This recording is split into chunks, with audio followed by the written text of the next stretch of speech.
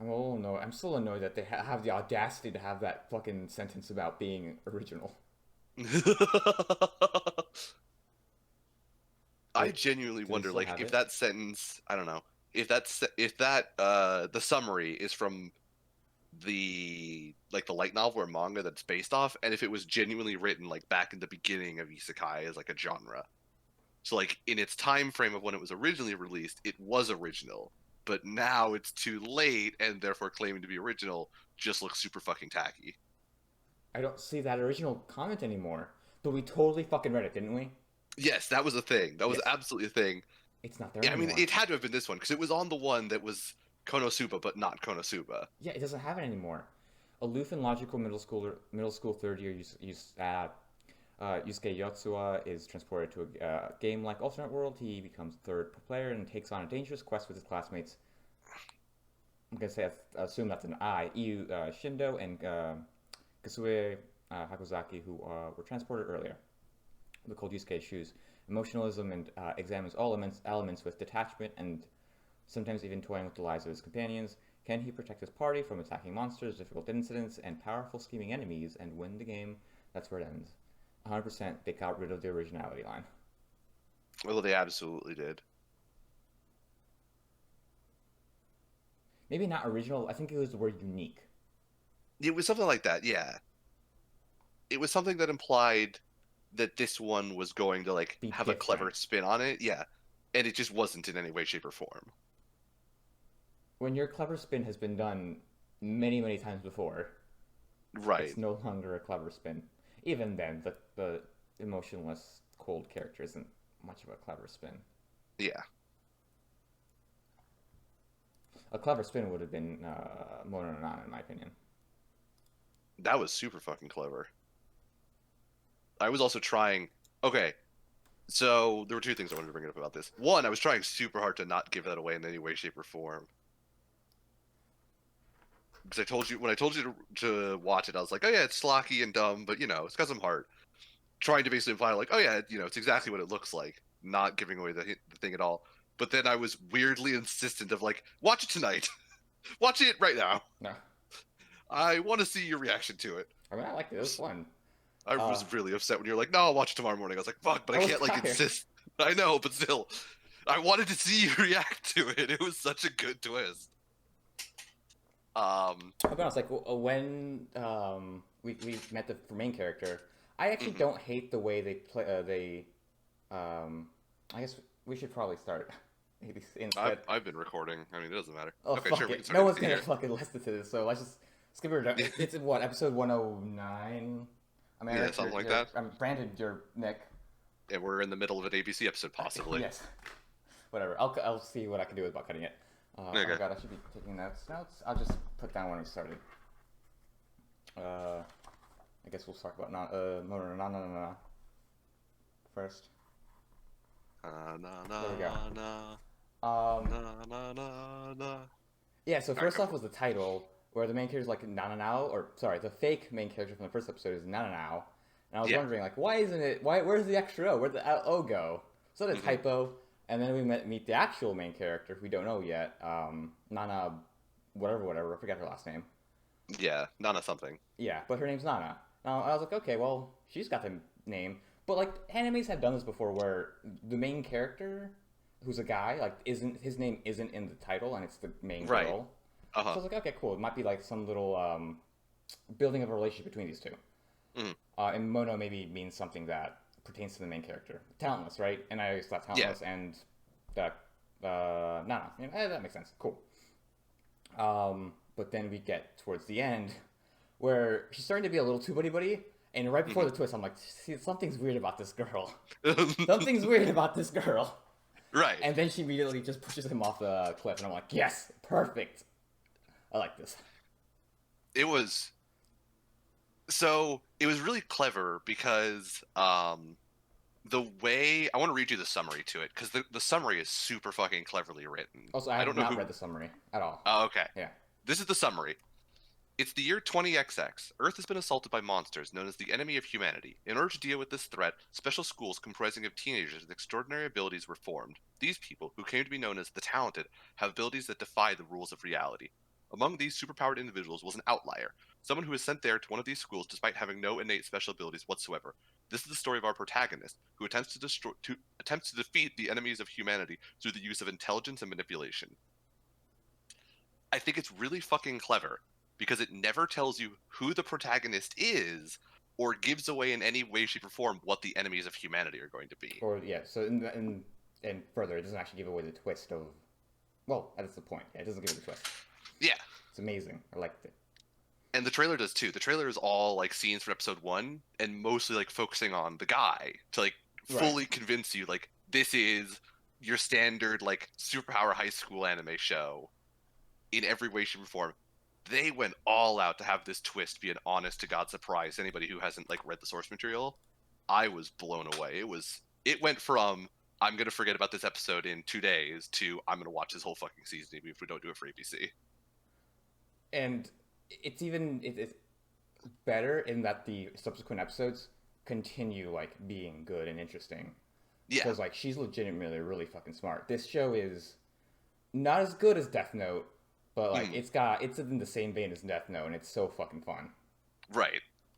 It's even got the whole red and blue color scheme going on, with Red being our main character, who not the best person ever, and Blue Right. being our antagonist, who we don't know if they're bad or good, just trying not to let people die. Right. They're very much an L type character. It is an interesting like morality thing of our good guy is the one killing all of the children and our bad guy is the one trying to make sure kids don't die. Yeah.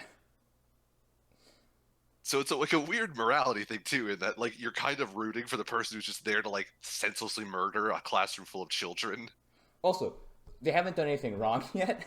It's Yeah. full Minority Report. Oh, it's absolutely a minority like precog division. You will at some point kill 1 million people, so we're gonna kill you now. Yeah. I wonder how they're like going to kind of play with that idea, or if they are going to. Because at some point, this girl's gonna be like, "I'm a terrible person." Right. I think it's something. So I saw something that was it was an interesting like concept for a secondary twist later on, which is that like the precog, prediction of deaths that these people are going to have could be entirely bullshit. Like this could be something that whatever organization has hired Nana is just making up to make her feel good as she kills a whole bunch of kids for like whatever reason, like whatever weird reason they have. So whoever survives, they're like the best, so they get to join whatever sexual option. Right.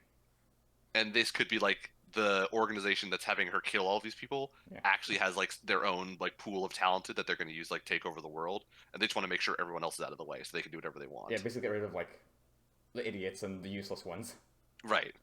or the non-smart ones. In this case, it's very much setting up Koya to be like the best of the talented, because everyone is kind of an idiot. Right. Little stupid. I mean, Kyoya acknowledged in the third episode that like they kind of showed up and they just said like they turned them loose on the island. They were like, "Fuck it, have fun, like do whatever you want. We don't care." And like these kids are just having a good time now. And they fully buy into the whole propaganda about the enemies of the world. Right. Even though nobody's really seen one and nobody's ever like fought one or beaten one before, they just all of the kids fully accept like the enemies of humanity are definitely out there and we're preparing to fight them. Like, one thing they should do is like, hey, this kid's been missing for a while. Why don't we just like walk 2 doors down and see what's going on with him? I think it was more surprising when the second kid went missing like the Nobody very next cared. day, and nobody was like, "This is kind of weird." It was just Kyoyu who's like, "This is something's not right about this." He was the only one. In everyone else's mind, he's Charlie trying to put together like pieces that aren't there. Right. The Pepe Sylvia scene. He's doing the Pepe Sylvia thing in the basement. In the janitor's office, Nick. Oh, it was in the janitor's office. I'm sorry, you're right. Yeah. Oh, that's blown to bits now. Wait. Yeah, that's blown to bits now. Yeah. Mhm. I was trying to not give away what happens in the 4th episode, but the 4th episode is something completely different. Yeah. Okay. Also, But it was just a clever fucking show. Like even after the twist, like hearing her internal voice as she like worked through like how people's powers worked and what she was going to do, and as she was like getting cornered by the time jump dude, like she was just a smart, like clever character that was fun to like listen to her like work through these things. Yeah, sometimes the narration can be a little annoying, but Hmm. like she does it really well. Because like there are some moments in the narration for Orisuke which were not the best, but like when he was being a complete goon, that's when he shined. And she has similar energy, but with like a different tone. Right. Also, what a time frame for this show to come out in, where Among Us is like one of the most popular games right now, and Oh they yeah. make an anime of it. And this is Anime Among Us. One imposter in a class of whatever it is, 20 people or so. This is Anime Among Us with it's the boys crossover. Yeah, pretty much. That's a good way of putting it. What a weird package it created. What a weird love child. I mean, it Watch works. some It pink really haired fucking works. anime girl kill her friends or kill her classmates. Killer classmates to save humanity. Yep. Maybe save humanity. We don't even know. That could also be We don't even complete know if that's bullshit. true. Yeah, that could be complete bullshit. Although one thing I think is a little weird is like why this premise? Like, why send them to an island and then have someone kill them? It seems a little roundabout to do it that way. So they mentioned it slightly in I think like the third episode, which is basically like they couldn't just Yeah, like they could have just morally killed get away with people. executing children like on a Minority Report reason. So they had to like find a way to get rid of them without like getting called out for human rights violations essentially, and this is what they came up with. I guess they have a way to protect the imposter then. Just helly them out while shit's stirring up. I wonder if Yeah. they use the same island. I think he's mentioned, or Kyoya mentioned that they use the same island. His Yeah, little Kiryu sister. mentioned that his sister was there before him, and Yeah, now she's missing or gone. she's missing. I wonder if she'll like make an appearance.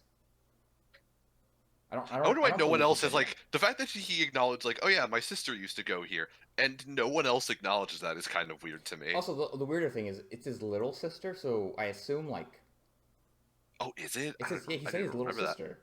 Oh, that's right. He did mention he had a little sister. So Fuck, I totally forgot so about it's that. not even like his older sister came here a couple years before, so no one remembers her Right. anymore. Like it's his little sister who probably was here a year before he was or something. But Yeah, like it like should have very been close. recent. Right. Maybe they send in these like cleanup specialists like Pink Hair, super like they put all these kids together, and then like within a year they're all dead, and they send in the next like group and the next cleaner. Maybe. Something else that's kind of weird is like why was he transferred in? Why wasn't he just part of the school? Or I wonder if he was a part of the school and then decided to switch. I don't know, to a different school. Right.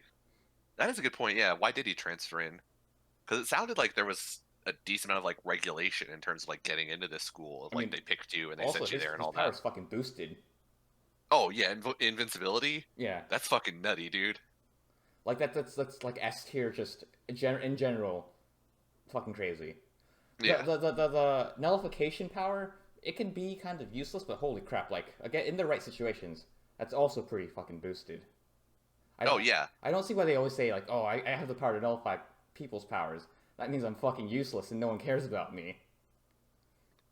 I never I thought that understood was that. funny, and I thought it was especially good that they acknowledged how like actually boosted it was with his precog Minority Report thing of 1 million+ deaths, and then we see time skip, which is like a fucking nutty power to have. The ability to go Yeah, back in the past was only 800,000 by comparison. that was 500, or maybe that may It have was it been. was something lower. It was something in the Yeah. hundreds of thousands. It was not 1 million+ like Like, his was. I think his was either 1 or 2 million+. oh, but for Kyoya, it Um, shows nothing. yeah, Kyoyo they don't because they didn't know what his power was. I think Oh, so they okay. couldn't like predict. So their precog is not Yeah. a really good precog. But You would think yeah, the like having school would the power know. to nullify things.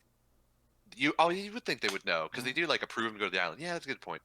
Um, Anyways, yeah, but the power to nullify things like it's an interesting power in that it's not good for killing people, but it's good for forcing other talented people to become like your allies essentially. Because it's like, be my friend, or I'm gonna touch you so you don't have powers, and then my friends are gonna kill you.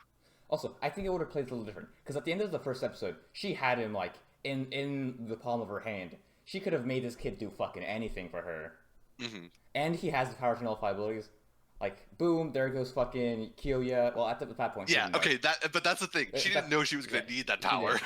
But like, That would have been so useful. Uh, I think that'll be an interesting thing. Is like, as time goes on, we see that like her desire to just cross people off her list begins to like not be a good thing. yeah, 'cause Like she's she gets still... herself into troubles because she's just killing people so like rapidly. Oh boy, here we go, killing it again. Yeah. But like, she didn't kill anyone in the third episode. Well, she couldn't kill anyone. Yeah.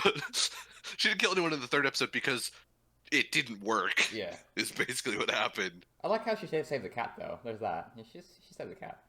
All right, yeah. Yeah. You know, she's got a moral compass. It's a skewed one, but it exists. But yeah, she blew the fuck out of that dude. Not in a sexual way, in a fiery explosion way. She blew up the dude, Nick. She blew up. Yeah, there we go. Well, he blew up himself. She didn't do Technically anything. true. She just left the gas on. Right. But yeah, then we find out that he is not only, well, I guess he's not really invincible so much as his body just repairs He's itself. Wolverine. Yeah, because he was looking pretty fucked up when he came out of that fire. Yeah, he was burnt. He was Anakin Skywalker at the end of the third movie, which is technically the sixth movie, depending on which way you want to count that. Let's not get into that. But yeah, he was burnt up. He was crispy. Yeah. But then it just sort of bleeds off of him, and now he's fine again. And I haven't seen the fourth episode, so I don't know what goes on in there. But Some more interesting things. Some more Yeah. devious tactics and interesting scenarios. I am assured of this. Yeah, it's a fun show. I really liked it. Yeah. And I think that having a clever protagonist who isn't just like silently clever, but you get to hear like their inner voice as they work through things. I always enjoy that because it makes their intelligence feel real in a way as you get to like experience it with them. Yes, it's doing what Death Note did, where we get to hear the thought processes. They also, I don't know if they've done this yet, but they also do it for Kyoya. He also gets his own monologues and his own thought processes. Yeah, he has a couple in I think episode 3 or something when he's I think maybe episode 2 or 3 where he's investigating the death of Nanao and the disappearance of Yohei, Okay, the yep. time warp guy. Mm-hmm. And I'm liking it. I'm liking hearing them like kind of deduce what's going on. I just really I cannot get over how satisfying that first episode twist was. It was one of the best first episodes to a show I've seen in a long time. Oh, okay. Because it presented its premise in such like a gripping way where it went from a show you wanted to forget about or not didn't want to forget about but Like a show you knew you were Little forgetting about. generic show about Yeah. superhero kids and stuff. Hmm. And then in the last 2 minutes in like the most dramatic way possible it was like bam, this is what we're actually about, kill a fucking kid. And it also kind of recontextualizes some of the old scenes where it's Nana like trying to figure out how this, trying to find the weaknesses for this kid and exploiting them and manipulating him, and then kind of seeing how he's being basically towed along the entire episode. Right. And the fact that like I would have to rewatch it. I only remember one instance, but like at least one time her power was shown to like kind of maybe not be correct because she says that she can read minds, but when the fat firebender kid comes over, she says like, "Oh, you're just coming over here to ask me out," and his response is like, "Oh no, I'm not. I'm just coming over here to like ask you to be my friend." Maybe eventually, like he gets like super flustered about it. That like, could have nobody- been a walk back though. It could have been. Yeah. That's the thing. That's why I'm not saying it's like 100%. She definitely gave away that she couldn't read minds. Which, to be fair, if she was not reading his mind, they would have had like a stronger reaction to that. But given like what he says, if he was genuinely coming over there just Yeah. to be like, let's be friends and maybe work into something more, it is sort of like slyly tipping its hand to like she can't fully read minds. She's just smart enough to predict what people are doing. She's the Moriarty to Kyoya Sherlock. Right. Speaking of which. Speaking of which, we also Moriarty the Patriot. Woo! Why is it called Moriarty the Patriot? I've got no fucking idea. I don't either. As far as I'm aware, there were no Moriarty books written by Arthur Conan Doyle. Could you explain what that is? Because I'm not entirely sure what the context of that what that means. Okay. So, Sir Arthur Conan Doyle was the original author of Sherlock, Sherlock the Holmes. creator. Okay. Yeah. And so after he died, there have been other Sherlock books written by other authors through the years. Right, because I think it's Um, in public domain. Like no one owns it anymore. right. And so there have been books about Moriarty and like focusing on the life of Moriarty written, but I don't think, like generally speaking, the Arthur Conan Doyle Sherlock Holmes is the only one that's considered like fully canon to Sherlock's life. Mm-hmm. Everything else is just like fan fiction Fan fiction, essentially. spin-offs. Yeah. Yeah, just different interpretations. Which I think Uh-huh. this manga is like a different interpretation. Like it's not an adaptation of a book. It's its own thing. Yeah. And so yeah, that's the thing where I don't know why it's called Moriarty the Patriot because I am fairly certain Sir Arthur Conan Doyle never wrote a Moriarty book rather than a Sherlock book. So I don't think he ever wrote a book called Moriarty the Patriot about Moriarty's life. Maybe it has something to do with the fact that in the beginning, we're in New York for some reason, and we have that kid reading the book, a la Princess Right. Bride. Because he's reading Sherlock Holmes: The Final Problem, I think is what it's called. Is that where Moriarty dies? It's where Sherlock dies. Oh, okay. It's the Reichenbach Falls book. If you've watched the second Sherlock Holmes movie with Robert Downey Jr., I have not. it ends with it's the most significant like showdown that Moriarty and Sherlock ever have, and it ends with Sherlock essentially committing like murder suicide by jumping off of the Reichenbach Falls with Moriarty in his arms. So they die together. Oh, okay. Uh, that was later retconned so that Sherlock never died because the public got outraged and demanded he write more books where Sherlock was alive. But yeah, that's an interesting little thing of what happened there. But yes, that was garbage since the 1800s. exactly. But I don't know why it was like it started in New York with the Sherlock Holmes, the Final Problem thing. It might be saying like this is going to be This is going to end with Moriarty and Sherlock both dying in this series. Could be, yeah, could potentially be. And I'm not sure if this is supposed to be like a story in the universe. It's supposed to be a story that this guy's telling his kid, or if it's supposed to be like this is the story of a Sherlock who was real in our world, and this is his book. Mm-hmm. Or maybe it just doesn't fucking matter. But then, like, why have the New York scene? Right. So I would like to see, a Sherlock Moriarty. I wonder if he'll be old or young. Cause I think Moriarty is supposed to be like old as fuck at the end. But it'll be interesting to see like a young Moriarty, young Sherlock, like Reichenbach Falls final episode with them jumping off of the falls together, and then like a sly reference to the retcon of they both somehow survive. Because fandoms suck. Because fandoms suck, exactly. And they don't want good endings. I don't know. We'll see. But in this case, right now, the first episode is kind of like a kind of introduction to how the show probably is going to go. Mm-hmm. Where we have like the first counseling, where we find out that someone in London, I believe, is killing a bunch of children, killing a bunch of boys. Mm-hmm. And one of the fathers of these victims basically wants revenge, and we see Moriarty kind of figure out what's going on with this, and finally at the end giving the father a chance for revenge after he finds out who did it, and then basically kidnapping him and killing him in a similar way that he killed the boys. And then the second episode, which I watched but not the third episode, it's kind of a flashback to Moriarty being brought into the Moriarty family. Well, what's Moriarty's first name? God, I don't remember.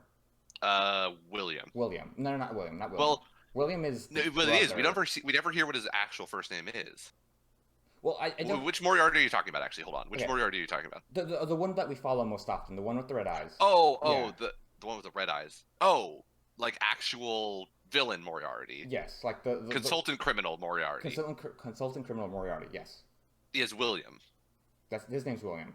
His name's William. His younger brother is Louis, and the actual Moriarty. Well, not the actual Moriarty. The one who was originally in the Moriarty family.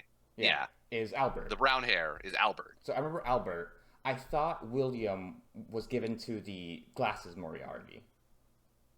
Okay. Yeah, because I got a little confused. Because they do mention in the second episode, while he's walking around outside, they say, "Oh, that's William. Doesn't he look a little different?" But I thought they called him something different in the first episode, so I was a little confused. So that's the thing. We never actually know what Consultant Criminal Moriarty's actual first name is. Right. We kind of just know them Because, as the orphans. right. And in the second episode, we find out that Albert had a brother who was William Moriarty And was a giant piece of shit. and was a giant piece of shit.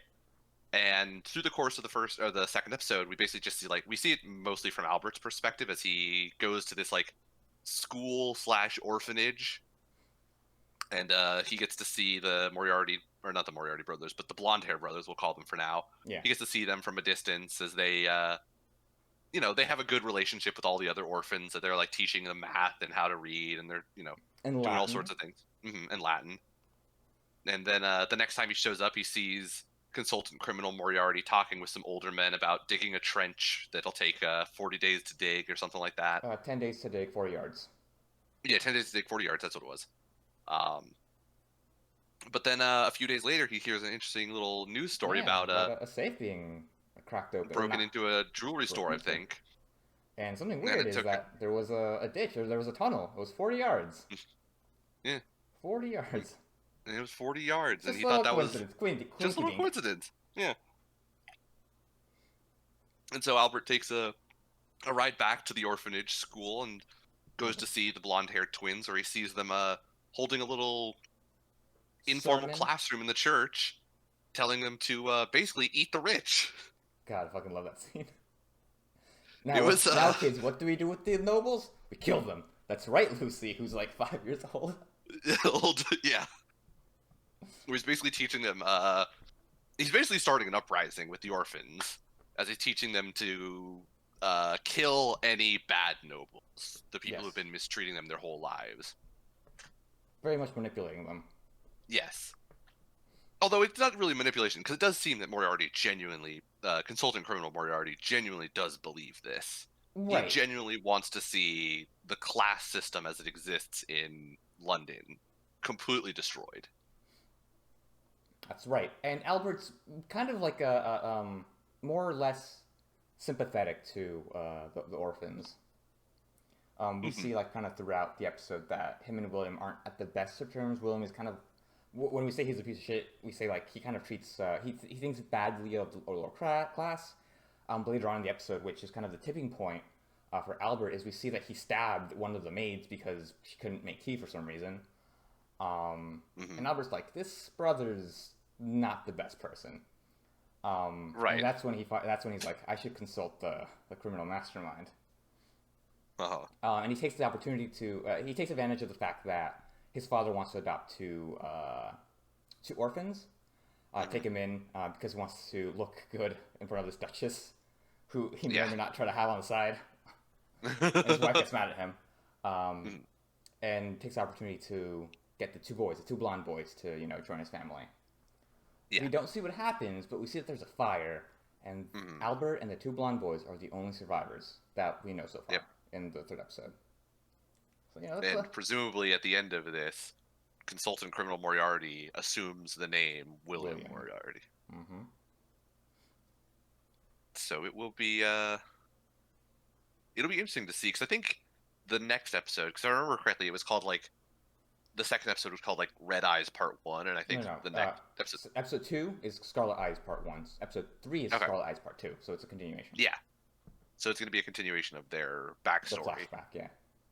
Probably how Albert kind of is okay with Moriarty doing this kind of side hustle and maybe trying to protect him. Because we saw in the first episode that he's completely fine with it. It seems like he just doesn't care. Right. And we also saw in the beginning of the second episode that the servants are still really shitty to the Moriarty kids. Yeah. But that's in the flashback. We don't know what the kind of deal is now that Moriartys are older. Right. But in terms of non-story stuff, I really liked the first couple of scenes where we're shown the killings. Because I thought the kind of the atmosphere, the entire red color scheme was really cool, very creepy, and the flashes of the gargoyles was super cool, because it comes back in the at the end of the first episode, where the gargoyles that we got flashed in, that flash in that first scene are on top of are carved into this building where the killer was at. Hmm. Uh, I think they were in like a mausoleum or something. no, okay, not the mausoleum, but Oh, the oh, other you gargoyles mean the club? Yeah, the club. club. Yeah, Okay, yeah, would they still gargoyle? Would those things still be gargoyles, or would you I think tell so. something different? I mean, I would say that any sort of rock animal carved into the side of a building counts as a gargoyle. Okay, but it's one of those thingies. I think there's a more generic name for them, but I'll just go with gargoyles for now because Yeah, they look like gargoyles anyways. it's it's descriptive enough. Yeah. I thought it was really, it was very like gothic chic Oh my god, I with fucking like love the yeah. heavy shadows, the reds, the Oh, the gargoyles, fucking fog. the Oh, fog. or after my own Like, heart. I love fog. oh, it was so gothic chic in the first episode. The second episode with the flashback was less gothic chic, but that we were doing less like investigating and like murders in the dead of night type stuff. And we're just like, here, hey, there's these kids. They're really smart. Yeah. And we were like learning. Like we only got a little bit of like the weird color scheme thing when Albert heard about the break in the tunnel Yeah. and everything went like green for a second. But I really like the color aesthetic and the very like it would do that very like 2 or 3 tone look every once in a while with like reds and blacks, blues and blacks, stuff like that. I mean, it was clean. It Yeah. looked really fucking nice. Like I said, this show's after my own heart. I love Hmm. shit like that. The style was great. It was really fucking cool. It was. I'm excited to see Uh, more of the show. I am too. I I kind of agree with you. Like the opening, because I watched it in the second episode, and I finally actually like paid attention to it. It's a little, excessively edgy Yeah. with the ending of like I'm gonna point the gun at myself because I'm so edgy.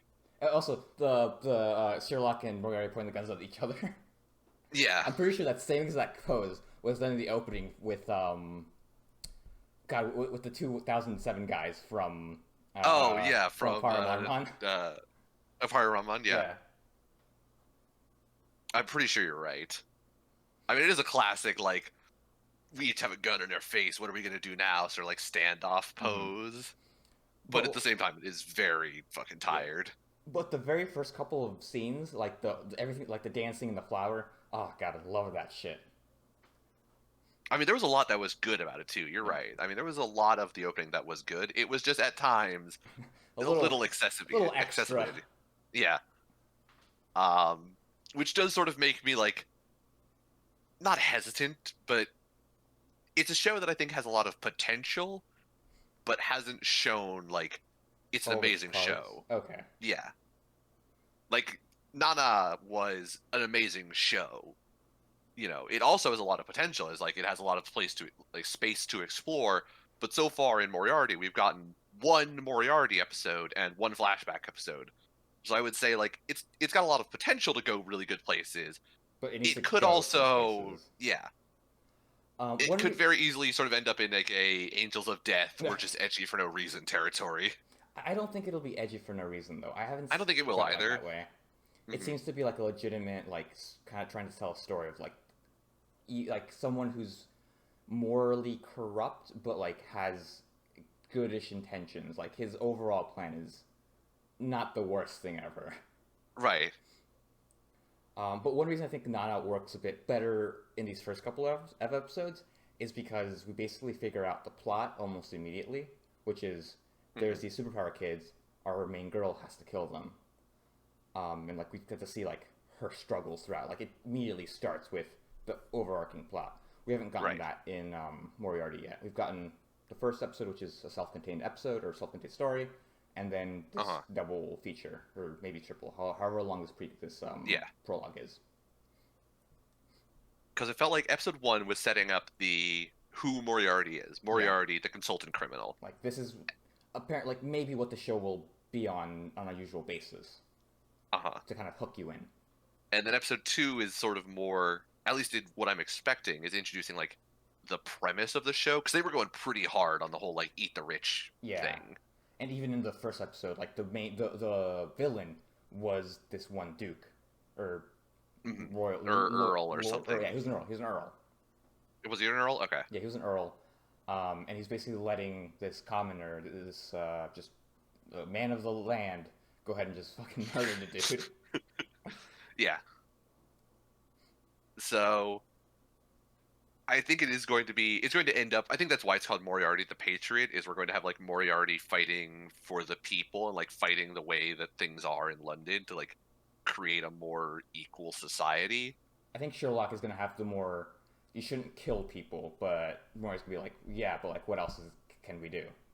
So Right. like, you have to have that like kind of moral dilemma, where Sherlock is like, yeah, I understand where you're coming from, but let's just not go kill people willy nilly. I don't think he's gonna Right. be like, don't kill the royals because they're important to me. Or he might be. He might be like, yeah, they gave me fucking money, so don't kill them. So that's the thing. I don't know. It'll be interesting to see how they portray Sherlock, because generally speaking, Sherlock is portrayed as like kind of a sociopath, where like he really doesn't give a shit about like things that aren't logic based or like fun. So basically, Because like Moriarty, if like he had a shittier childhood. yeah, it's very much a that's the way that Moriarty and Sherlock are presented in like all of their duels is like they're the same person. One of them is just bad, and not even bad, just like doing things that are morally questionable. Is Yeah, I guess a better way to phrase it. Doing the wrong thing for like kind of the right reason, although at times also the wrong reason. So it'll be interesting to see how the show portrays Sherlock. yeah. How the story shows him. I'm Because interested. Just sorry, go ahead. I think it would be disappointing if they just purely show him as like a the rich are important and we have to keep them. It'll be more interesting if they do something of like he agrees that the rich are wrong, and instead they have like more of like a going back to Death Note, which we talked about with Nana, more of like a Light and L, a discussion of like what is the right thing to do about this. Right.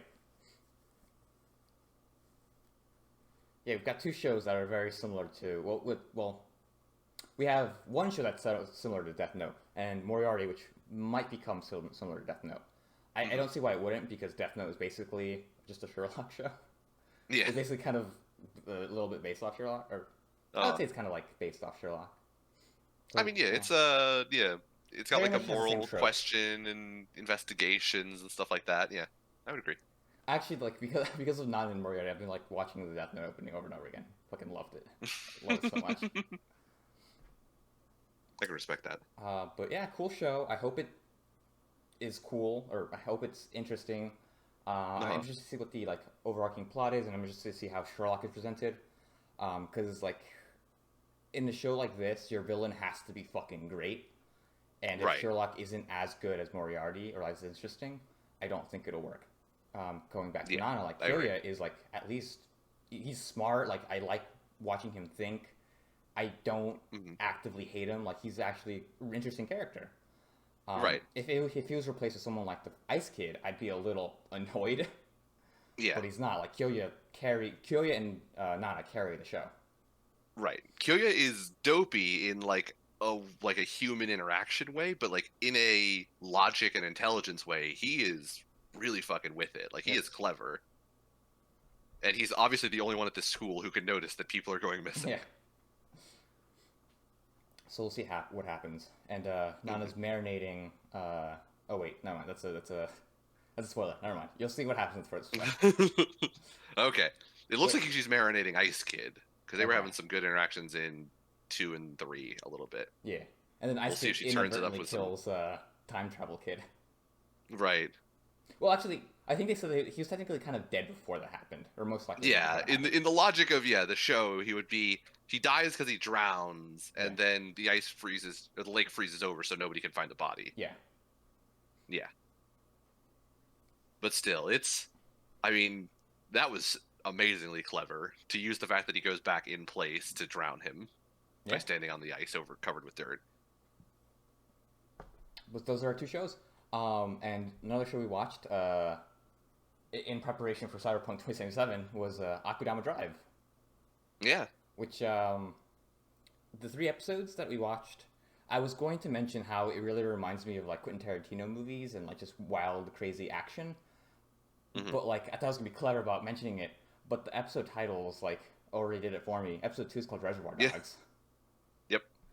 Because That's fucking all annoying. the episodes are named after Yeah. movies, which is sort of interesting. Episodes 1 is 7 because there's 7 of them. Not really much of a more interesting reference to 7. Right. I Other thought it was than gonna have more to do with like the cutthroat at the end, because like that was sort of it's actually Kevin Kevin Spacey. Spacey, Yeah.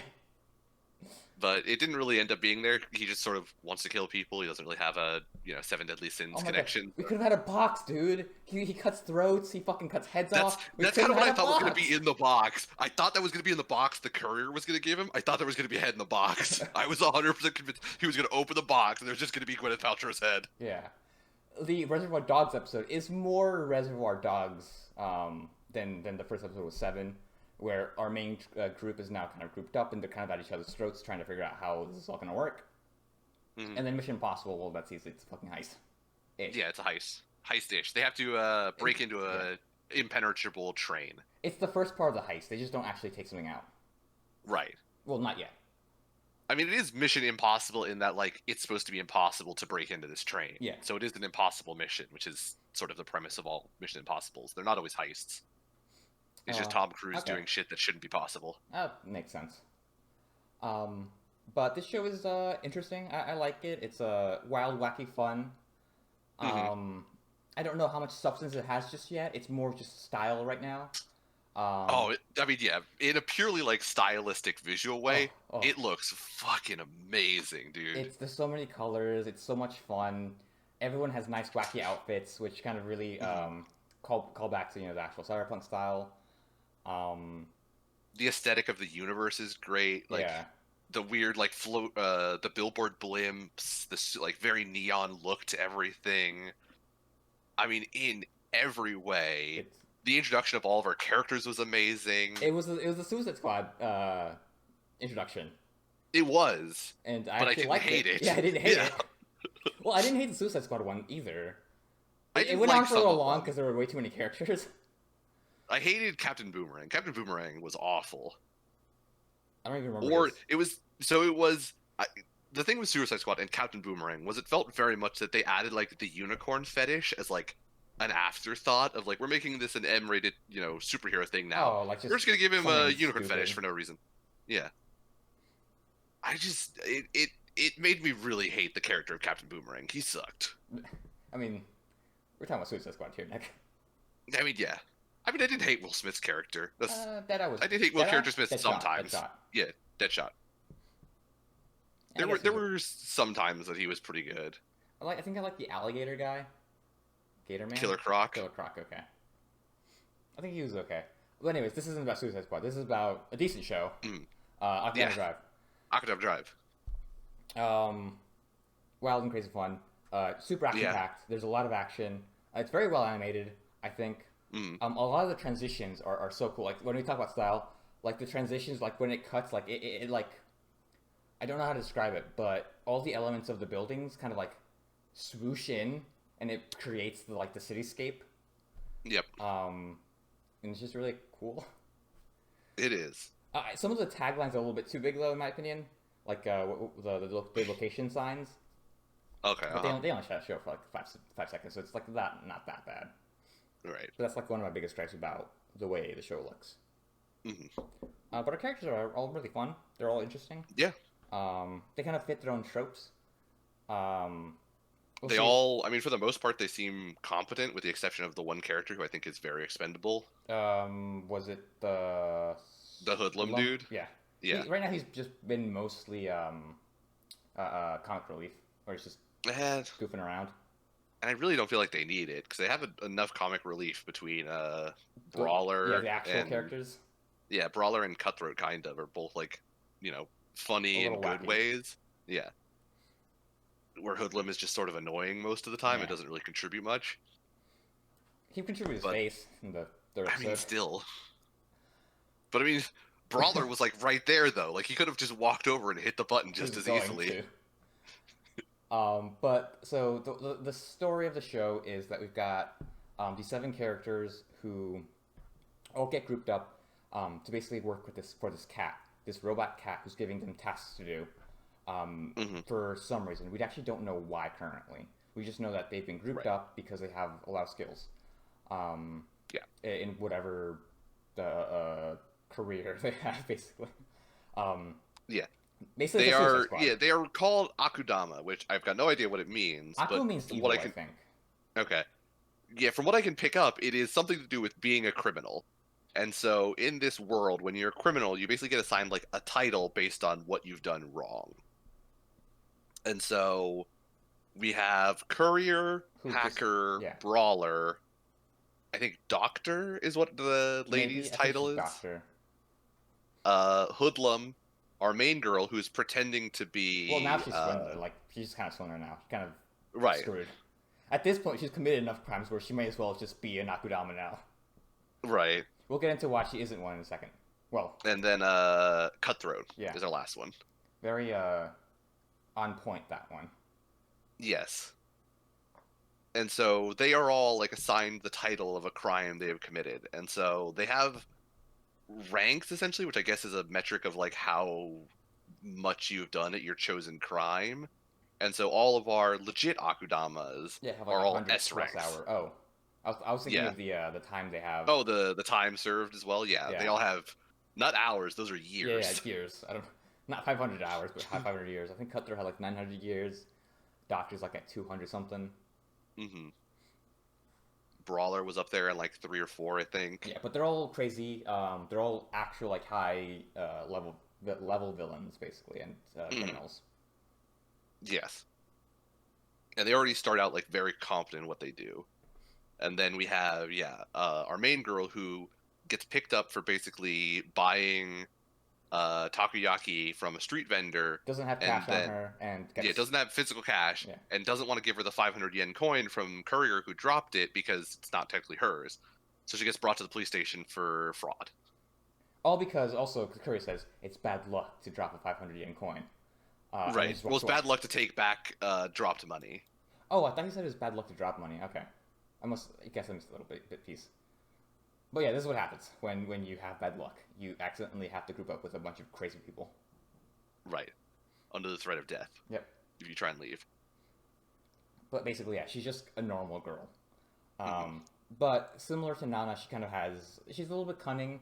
She at least uses her smarts a little bit more, and tries to keep herself alive. And she hasn't been completely useless. Oh yeah, no. I mean, she's done more than Hoodlum. Hoodlum is just there for cuz. That's all I can Pretty say. much, yeah. That is basically all you can say about Hoodlum. He just sort of exists because dot dot dot. Yeah. But this show, like, there's always something constantly happening. hmm There's very few moments where you can have like you can catch your breath because like you have a moment of where they're talking to each other and it's about 2 minutes long, and a minute after that you just have a bunch of fucking action. You've got like these elite policemen just breaking down doors and trying to arrest people and execute them, Yep. and then you immediately have to go into a fucking heist, and then you have to go into this other thing, and then I there's gotta give a it lot. props for pretty much immediately going into like a heist. For Yeah, a for most shows, when there is a heist going on, you don't get to like legit heisting until the midpoint of the episode or the midpoint of the season. This is like episode 3. We have begun the heist. We are in the yeah, train. we're in the middle of the heist. We haven't begun it. Yeah. Like we've already gotten past what is one of the hardest parts. Because like the first I mean, we episode, don't know how hard yeah, it's gonna be stealing that fucking vault. yeah. In the first episode, we have to save Cutthroat. Second episode, we have to run away from the cops.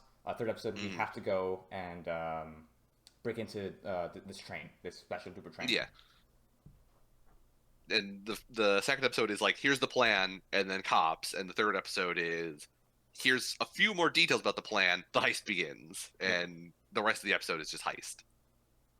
So I mean, I got to give it props for just immediately going to like this is what we're doing, and we're gonna start doing it right away. It's just chug all along. And I can respect it. I'm all about it. It looks And fucking good, and it's fun. yeah, and we do have a couple of moments where we try to characterize and kind of get to know our main characters some more. hmm But they're very sparse. Yeah, I mean, it picks up most of its characterization from like What they're the doing, world as it comes to them. yeah, Yeah. Like we've learned that like Cutthroat has an obsession now with with red and the buttons. color red and with the main character as he's now decided like she's going to be his because she's wearing pink. Yep, pink is close to red, so it makes Yep. sense. Um, we haven't learned much about Courier. We just learned that he's a courier because it's what he was created to do, or Oh, is so it might be born an to do. android. I don't remember how he Possibly. phrased it. I Okay. don't want to say that he's an android. I don't remember if he said created or just like this is just what I do. It had like the implication of like I don't know, kind of like androidy created, but I don't think he said created. Okay. Um, so I don't want to say he's gonna be a replicant, but It's gonna be a replicant. he's gonna be a replicant. My guess for what's going on with the show is that that cat robot is a real person who can like put his consciousness into different robots, and the point of this show is to get him out, or get them out of wherever he's at, wherever they're at. So like So he's the cat robot isn't an AI; it's an actual uh-huh. person, Right, okay. and this is their plan to get the fuck out of wherever they're at. They Ah, might be okay, so they're inside the like train. stuck somewhere. Yeah. They're like trapped inside of a system and they want to like escape from the system Yep. essentially. Ah, okay. If this was Th- if this is a neuromancer, then the point of this show is that they're trying to contact. Oh, spoilers for Neuromancer. Um, they're trying to connect with their paired AI, and they're gonna once they pair up, they're gonna become God. Ah, okay, that'll Yeah. be fun. So we'll see what happens. Um they gave us the details of the size of the safe that they're stealing. I don't remember how big it was anymore. We'll see next episode how big the thing they rip out of the train was. I kind of feel like she said like 1.5 meters in diameter.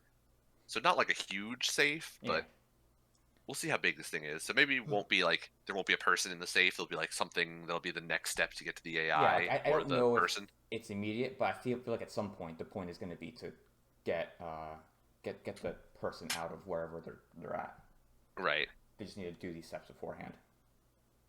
There is also some sort of like thing going on in the universe of this is something where like I would have to have a way better understanding of Japanese geography to understand the premise of like their Yeah. weird war thing that happened. Also, that's a little on point of the East sending a weird bomb.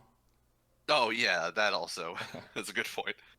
Um, Wonder but where yeah, there that was came this from. whole like there was a war between these two regions of Japan that resulted in the one region bombing the fuck out of the other region, but then coming over and rebuilding it again, very on point. Um, and then the region that got rebuilt now worships the region that rebuilt it, still kind of on point. Um, and like it's just very it's one of those things where I'd have to understand Japanese geography to like understand these two regions that they're talking about. Like I don't know if these are close to each other, far as fuck away from each other. Like I just don't really Yeah, know it's a enough little Japanese weird. geography to understand it. And something One of these could be else, one of those like distant island nations, and one could be like mainland Japan kind of thing. yeah, and something else is that I think around the area that our main crew is at, there's like this bubble around them caused by the radiation of the Right? Yeah. bomb, and they Yeah. can't leave. The only way to leave is Hmm. through the train. That's why people worship the train Right. because it's like their one means of hope that they can leave. Right. To go to the better place, the Yeah, other city that's good. the city that's not bombed. Right. Because they talk about like yeah, all the area outside of the city and the bubble that they've set up around their city that they live in is like all fucked up nuclear wasteland or like really bad storms and shit and stuff like that. How'd you like the propaganda shark and chicken? Oh yeah, the it was the bunny. Bunny, the bunny, it was Yeah, bunny. it was a bunny and a shark. So the first one was really good, where they give you like the backstory of the world in like a kid show kind of Yeah, way, it like a was a way. propaganda spin. It was an info dump that didn't feel too annoying. Like you were Right. having fun with it at least. Yeah. The second one was more like, did we really need it? The first one was the bombing thing, I think. Yeah. The I first don't, one was the bomb I one. don't remember The the second second one one. was where they talk about the elite police force that we'd already met at that point, which is why I felt it was Okay. kind of pointless. Because they basically were like, Yeah, there's like this elite task force that like is judge, jury, and executioner, and they work for this super important lady, and yada yada. we The finding only out important, everything, like from yeah, actually seeing them. exactly. The only new piece of information that I remember from it, because like it's one of those things where they're very clearly setting something up, was they mentioned that Death powers. no, No. some of the elite police officers are really good at undercover work. Yeah, yeah. That's something that's like 100% setting up for some for like one of the seven being undercover. Yeah, Maybe Swindler. maybe that'll be interesting. Well, because she mentions something interesting. She mentions that she's been to the train station before, but like I don't know Oh, right, how. yeah. I don't remember. I don't know how common that is, or like Mhm. why she was there. I don't know that we ever see like what her or hear about what her like actual job Like was what her before. job is, what she even does, which makes me a little Mhm. suspicious of her. But like we've kind of had her back, uh, um, narration, her like monologue, or like her inner thoughts. It Mhm. doesn't like if we have her inner thoughts, I don't see why she would be lying to the viewers or why they would be doing this. So there's less credence to the fact that she might be an undercover cop. So it might be one of the other guys. Oh, you know what? It's probably Hoodlum. See, I feel like that one's too predictable. I mean, Like but the throwaway character, it would just be like it'd it would be be disappointing if it annoying, was but Hoodlum. it'd be disappointing. But it's probably Hoodlum. I mean, it probably is because it's the easiest one to do. Because all of the other ones are notable. So basically, if there's an undercover one in the group, it has to be Hoodlum or Swindler, are the only two it could be. Yeah, Because everyone else was on the Akudama list, he was too, unless but he only had 4 years, and he wasn't like a high rank. right, but they could just fake that. Yeah, I'm guessing they can't fake an S rank because I kind of felt like they all recognized each other to a certain extent. yeah, like they're all a little famous. Right. And like when Courier like jumped over the head of Brawler outside of the police station, like they had an interaction that made me think like they kind of have like they've interacted before. That's not to say he couldn't still be like they could probably bullshit some reason why maybe Courier is like an undercover cop or something. Right. I mean, maybe it could be a long-term undercover position or something, where like Courier has been undercover since like the beginning of Yeah, him being Courier. but like my gut says, it's probably Hoodlum. Right. Like he doesn't get a cool introduction like the other ones do in the first episode. Well, he gets one way later on. Actually, Right. no, he gets one when Slender gets hers. But that was more play for laughs, I think, when Swindler. Yeah. I fucking love Swindler.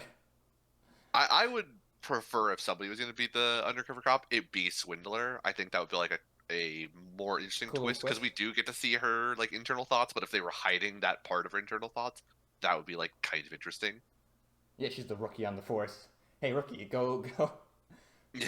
go help out these S tier Akudama guys. Yeah. It would make You're going sense to go as undercover alone. it Yeah. would that would make sense as to why she like got or interacted with Curry at the beginning. She could have been following him. Right. Hmm. But we'll see. We'll see. We'll see. I want it to be Swindler. I hope it's not Hoodlum. I hope it's not Toadlum. Yeah. Anything else you'd like to talk about? For Akudama Drive, no, I think we covered it. I mean, Yeah. it's fun. I love that we started it immediately. Like, we just got in the fucking action. We're in the shit already. I'm excited to see where we go from here because we don't even know what like all the steps are going to be. So we don't know how close to the end of the plan we are, which I think is a good way of doing it. We complained about or I complained about with fuck, what was it? The Golem show, the Golem Dad, Oh, Somali Somali. Yeah, and I Force Spirit. yeah, I complained that like it immediately gave us like I'm gonna die in a year, where like it's just not good to like right away say like this is where it's gonna end, and Yeah. then like when you get there too quickly, you're like fuck, I need to make up more time somehow. He doesn't die for some reason. Yeah. So like the fact that the cat is literally doling out like these are the steps one at a time means the plan could be however long the author decides the plan is going to be. Yeah, and could introduce more and more interesting little twists and turns. So like at the beginning they think of like I've thought of like 10 really clever steps, but then like writing step 7 they think of like 2 more really clever steps they want to put in there. They don't have to like come up with some bullshit reason of why the plan gets longer. They could just make the plan longer than their original plan. They don't because they don't because they never said like there's only going to be 10 steps. They don't have to give a reason of why it's now 12 all of a sudden. So I'm excited to see where it goes. I just hope that the ending is satisfying. I mean, as long as Is this an original that's, show? I actually do not know. Let Me. me see. I am looking at it too. It It's is an an original show, yeah. so it Mhm. should will have an ending. Hopefully, it's Right. not a dumb ending. I mean, that's all that I really want from most shows. All I want is a satisfying ending. It has already checked like everything else. As long as like the quality doesn't go down, it looks fucking visually beautiful. The animations are super satisfying. The whole Characters fight are scene with fun. the characters are fun. Yeah, the fight scene with the police elite people was really cool Oh looking. god, So those like police guys are cool. I mean, the aesthetic of like when the lights went out and they were like fighting and like On the top of blue the lit. yeah, on top of the floor. Mm, uh-huh. That was just. I mean, it looked so fucking visually nice. Like it was beautiful, dude. So I'm excited for it. I really like it.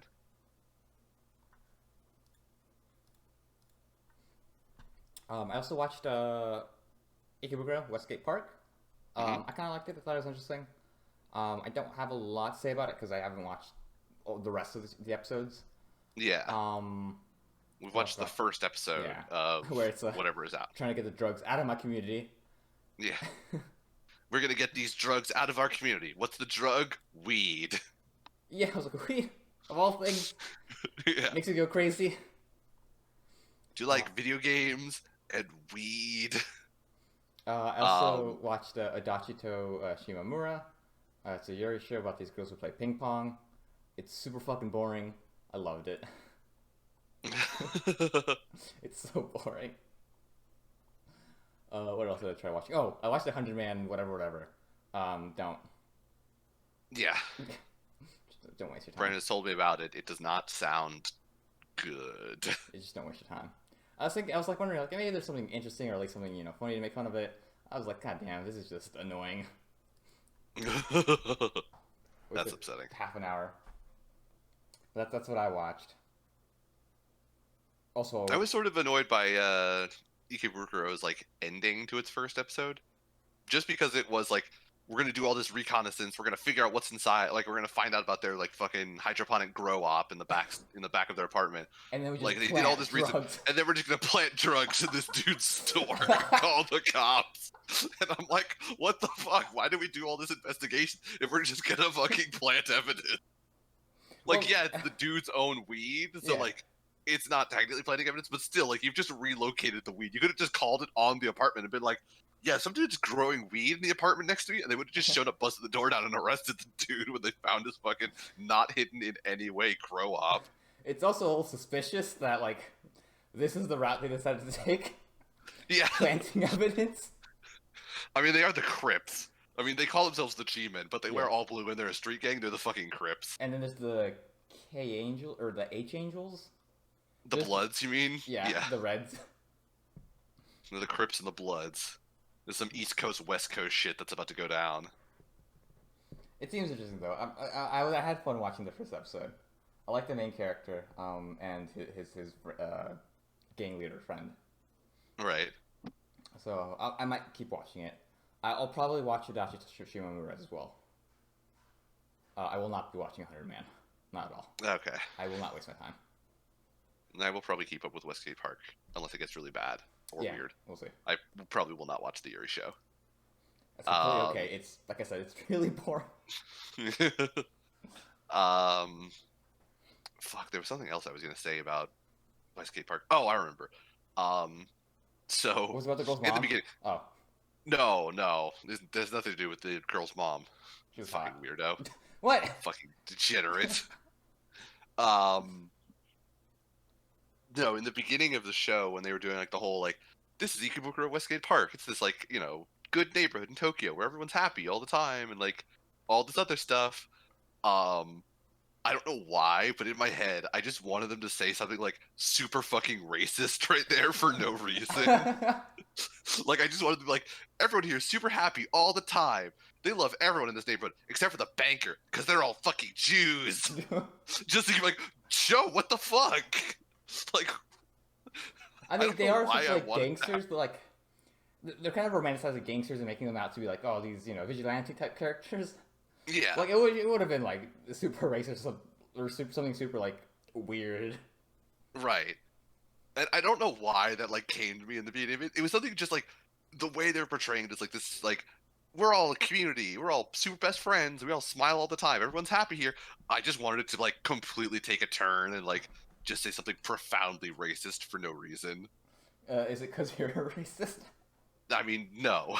Um, so I just wanted to destroy the tone of like, yeah, because it's a show about like gangs, like you Yeah. said, like for what they're portraying it as, like the show should not be as like fucking happy-go-lucky, like smiles and good times as it was in the first like 5 minutes. in a I similar mean, once we got vein- into the actual show and it was all like let's find out who's selling drugs in our community kind of shit. I was more like, all right, this is more, gritty and like I can deal with it. It's taking itself way too fucking seriously, but like I could deal with it. It was just that first 5 minutes of like everyone's happy, we're all friends here. And I was like, this just needs to it just needs to not be Is this it for a because little something felt while. off? Is that Kinda, why? yeah, Like, yeah. because something like Mr. Robot, when Mr. Robot did it, like something just felt super weird. Like remember the when they're Oh, the playing fucking sitcom episode. the sitcom yeah, where there's just casual domestic abuse. Yeah, and they're like when Elliot's riding in the car with his dad, and you hear the dude screaming from the trunk. And Elliot keeps looking at it like, should we do something on this? And his dad's like, just ignore it.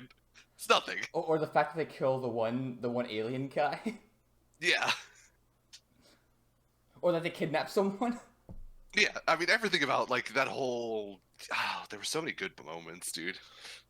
But in a similar vein to like what you were talking about before, when Nana was revealing herself to be a serial killer, I was hoping that the reasonings for like the mind reading stuff would be like a little funnier. Um, Uh like one example I had in my head was oh god, I had a couple when I was taking a shower and I completely forgot about them. huh. Like as she's going, like as she's talking about like the, I the was thinking plot. of reasons why Nana would say something clever while I was in the shower. And then I started thinking of that girl's mom. And then I forgot about everything for a while. Well, like as she's talking about the kid's dad, like, oh yeah, I knew about your dad because you had that expensive watch. Also because you were talking to your dad on the phone, and I was eavesdropping. That would have been that would have been hilarious if like the reasons why she figured things out is like because you talk when you sleep and I was Yeah. in your room with you. I knew about the cat because I saw you feeding the cat. You weren't very, you know, stealthy about it. Yeah. Oh, if it was like 20% like more stalkery, that scene would have had a very different tone to it. Oh. Or the fact that he's bullied. Like, how'd you know I was bullied? I knew you were bullied because there are bullies picking you up and beating you up. I didn't have to read your mind for that, kid. I knew they were bullies because I was standing outside of the first floor window that you work out of and I was watching. See, I heard tapping on my window, and that's a little strange because I live on the third floor. What was it from? Uh, what we do in the shadows. Oh, right, right. But it was for well, they made a joke similar to that in the movie, but they kind of reused the joke in the show. Okay. Um, but yeah, so I was worried yesterday that we wouldn't find shows that we would like, and I was pleasantly Mm. surprised. I Yeah, had fun going through like 9 episodes yeah. This in this went from a season where like we had created like a alternate uh plan. an alternate plan of possibly doing like indie games if we could only find like one or two good shows. There are like four good shows. This season is way more stacked with like good stuff than we thought it was going to be. Also, I think I'm guessing things that are a little bit like under people's radar, because everyone's Mhm. watching the fucking sequels. Yeah, we're not doing any of like the super popular sequels, and we're not doing Jujutsu Kaisen, which is also super well reviewed. Yeah, and I think it's like the hottest new show.